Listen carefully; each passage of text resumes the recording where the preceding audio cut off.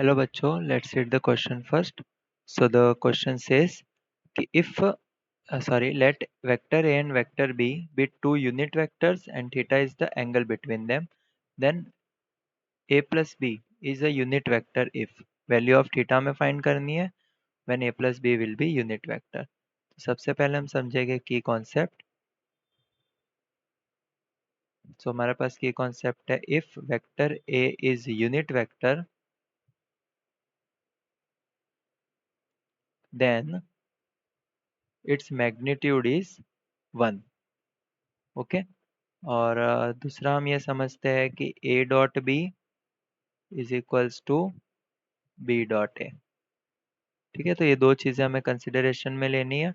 सो इससे हम बोल सकते हैं कि A and B are unit vector, so magnitude of A will be 1 and magnitude of B will also be 1. हमें क्या बोला है कि A plus b should also be a unit vector, so A plus b should be equal to 1. ठीक है, इसको हम आगे सॉल्व करना स्टार्ट करेंगे यहाँ से. सो सबसे पहले हम करेंगे स्क्वायरिंग बोथ साइड्स.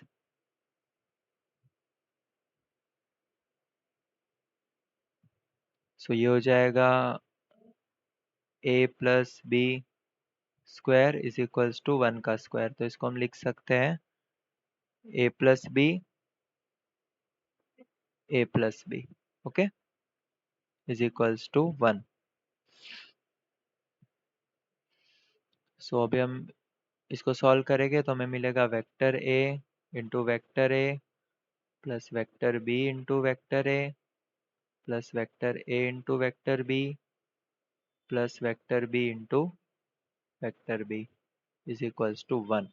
सो हमारे पास दो रिजल्ट्स हैं कि vector a into vector a is magnitude of vector a square और सेकंड है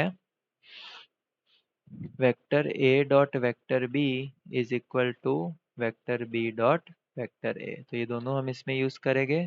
सो we get vector a magnitude of a square plus 2 a dot b plus magnitude of b square is equals to 1. तो magnitude of a and magnitude of b is 1. So we can write 1 plus 2 a dot b plus 1 is equals to 1. सो यहाँ पे मिलेगा 2 plus 2 a dot b is equals to 1. 2 a dot b is equals to 1 minus 2 is minus 1 and we get a dot b is equals to minus 1 by 2. ठीक है, तो हमें result मिला है कि a dot b is equals to minus 1 by 2.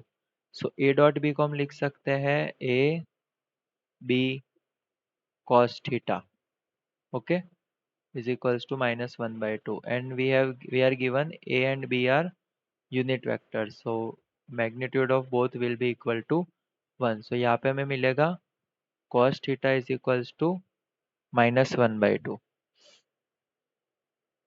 okay so we get theta is equals to pi minus pi by 3. so theta is 2 pi by 3. so this is our final answer. We get angle between the vector must be 2 pi by 3. so our option D is the correct one. Hope you understood it well. Best of luck.